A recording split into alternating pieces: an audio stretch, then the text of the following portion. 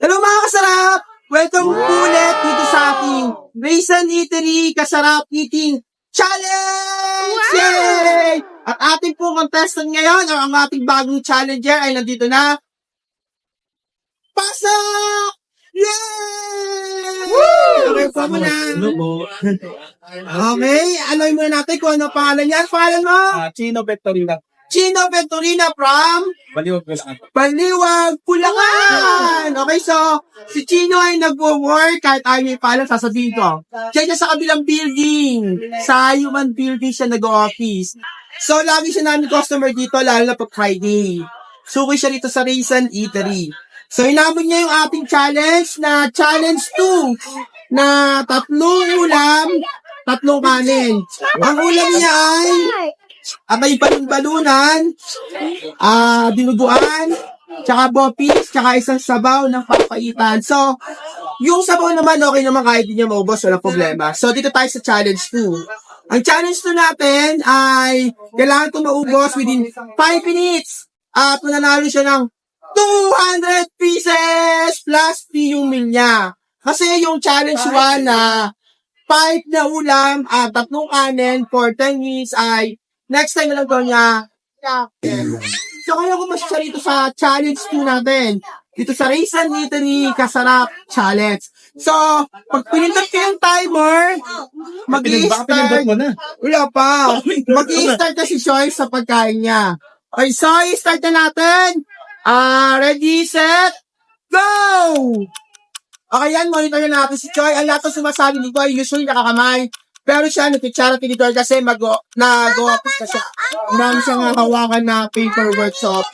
So, balik natin si Joy, maya-maya lamang. Patayin mo na, kuya. Ito po doon sa baw, di ba? Ito po hindi ko. Ang dami tuloy nanonood sa pagkain ko ngayon.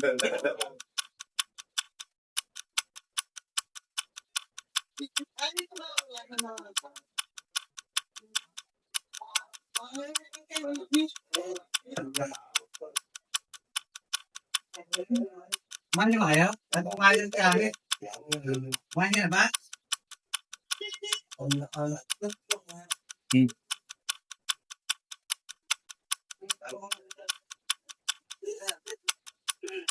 Bilis, bilis, bilis.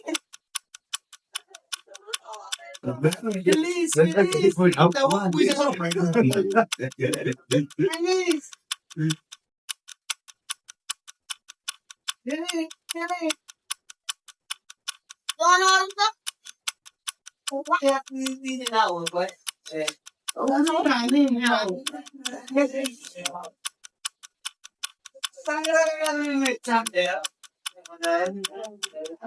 Ilang minutes pa, te? Bibili minutes pa?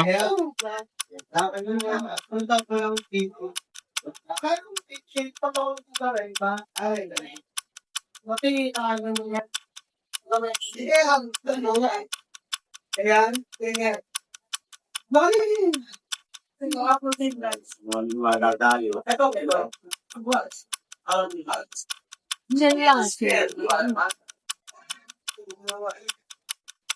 Ay, sige, ma'am.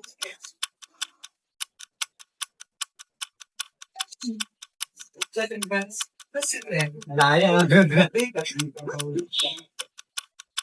Okay mga kasarap, balikan natin si Choi. Ang naubos na niya isang kanin at inumpisa niya tirahin yung pangalawang kanin. So yung kanyang minutes ay meron pa siyang natitirang 2 minutes at saka 30 seconds.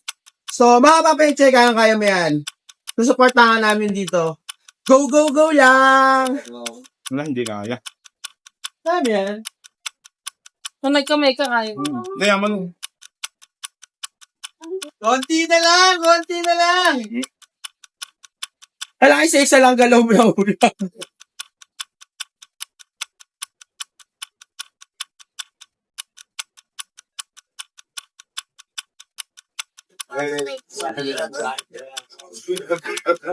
Dapat sumali kayo kuya. Nakabili dito kanina eh. Kahit sino meron sa bahay.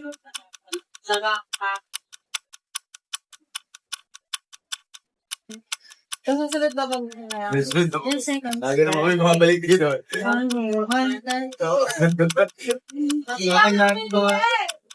Nakakatong to. Ako yan. Ba't na ako?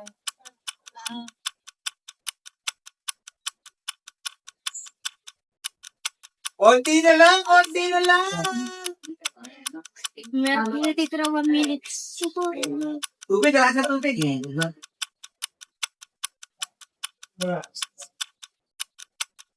Pang mag 10 minutes, ah? Ha? Gusto mo bang mag 10 minutes? Ilang minutes na lang, kuya? 7 seconds na lang. Gan? Konti na lang, konti na lang. Supang tulong pa ako ah.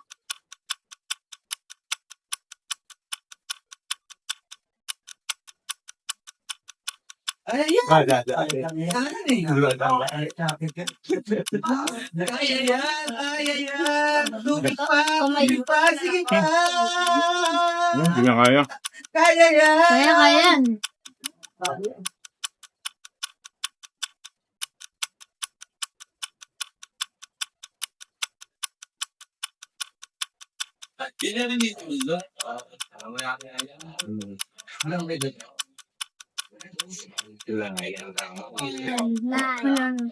Okay mga kasarap, pasok na po tayo para po ma-check natin kung kakaya ni Choy ang challenge. Dito lang isang ulam tsaka isang kanin. So ang counting natin ngayon ay Tapos na. Tapos na. Dan, tapos na. Tapos na. meron pa siyang 9, Hindi, tapos na. 8, 7, Tapos na. 6, Pabalik na yung oras eh. Tapos na. Pabalik na.